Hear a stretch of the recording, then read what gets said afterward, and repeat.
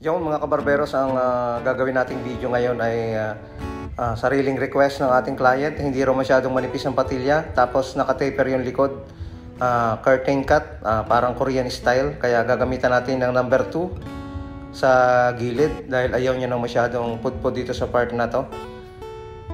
Ganito lang yung pamamaraan na gagawin natin. Dapat yung clipper guard ay naka-half or naka-close para tumalab siya ng mas maganda. Observe lang natin yung talim ng ating clipper. Tapos paikutan na rin natin ng clipper guard na ganitong size. Paikot. Kumbaga ito na rin yung magiging pattern natin. Siyempre dapat ay slant ng konti para hindi masyadong mapataas. Then overcomb.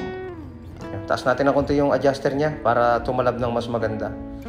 Timing, pagtaas ng suklay, diretso naman yung clipper. Kumbaga parang isasabay natin para maiwasan natin yung clipper ay hindi sumuksok sa ilalim. Yan. Kailangan mauuna yung suklay kapag mag-overcome tayo.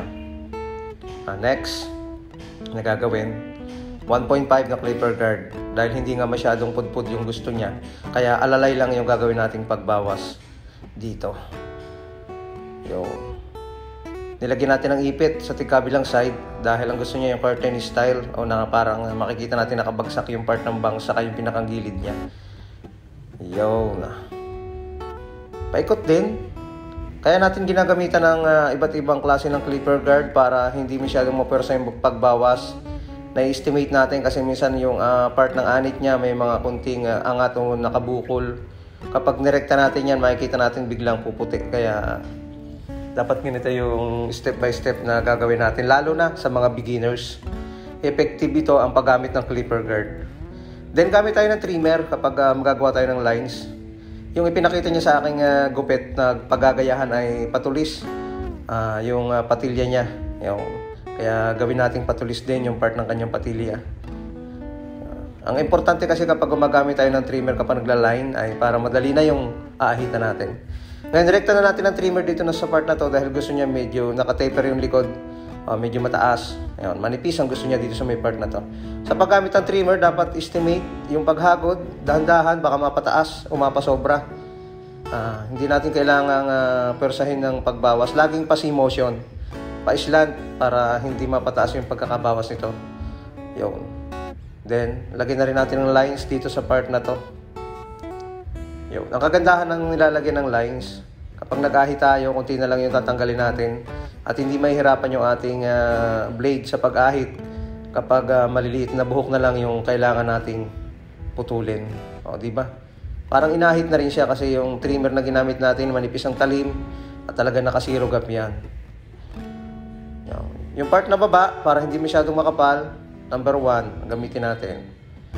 Pati dito sa may part ng likod, unti-unti lang.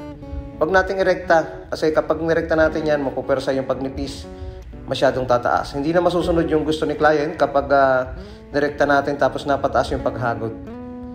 Lalo na sa mga beginners, dapat kunti-kunti lang. Tapos half guard. Para yung pag-blending niya o yung pagpalit ng black and white area ay unti-unti at mas maganda yung magiging resulta nito kung gagamit tayo ng clipper guard. 0.5 ang ginamit natin dito sa part na ito. Diba? Naka-half lang yung adjuster. Tapos yung zero close or half ang gagawin natin dito sa may part na to. Para unti-unti mabura. Unti-unti matanggal yung pinakang pagitan ng dark and white area.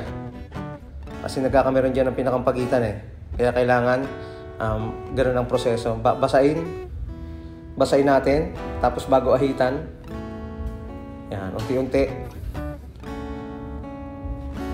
Yan. Alalayan ng isang daliri. Paikot. Importante yung pag-iingat. Dapat laging bagong blade din ang gagamitin natin. Mura lang naman yung blade. Importante na bago yung ating ginagamit. Para safe sa ating mga customer o sa ating mga client. Importante yung pag-alalay ng isang kamay kapag nag-aahit para nababatak natin yung balat, may iwasan natin na tayo ay makasugat at hindi siya masakit. Diba? Napakasimple lang ng ganitong klase ng gupit. Pagkatapos nating ahitan paikot, siyempre kailangan nating bawasan ng konti yung part ng ibabaw niya. Mga kabarbero, sana meron kayong kunting natututunan sa video na aking inia-upload, lalo na sa mga beginners. So, yung tinanggal ko yung ipit, tapos putulan natin ng kunti yung haba niya sa parting taas. Hindi na tayo masyado nag-sectioning dito dahil ang bawas naman ito ay babawasan lang natin kunti yung mga dulo. Hindi na natin kailangang i-section yan. Tapos, ang gagawin lang naman yung style ng buhok, pabagsak lang din o pa-curtain lang. Kaya putulan lang natin yung ibabaw pa kunti-kunti, yung mahaba ng kanyang buhok. Ready for school na, kaya kailangan na rin magpagupit. Yung maraming salamat nga pala sa inyong pagsuporta dito sa aking personal account. May konting problema pa lang yung ating Facebook page, kaya dito muna tayo mag-upload. Texture natin ng konti yung bangs para mas magandang tingnan. Texture natin para kapag binagsak yung buhok, hindi masyadong makapal. Tapos bawasan natin yung mga part ng dulo niya. Lagyan natin ng konting pomade para mas pumorma, hindi siya mag-dry. Ayun, haplos-haplos lang ng konti. Kahit anong hair product, pwede naman.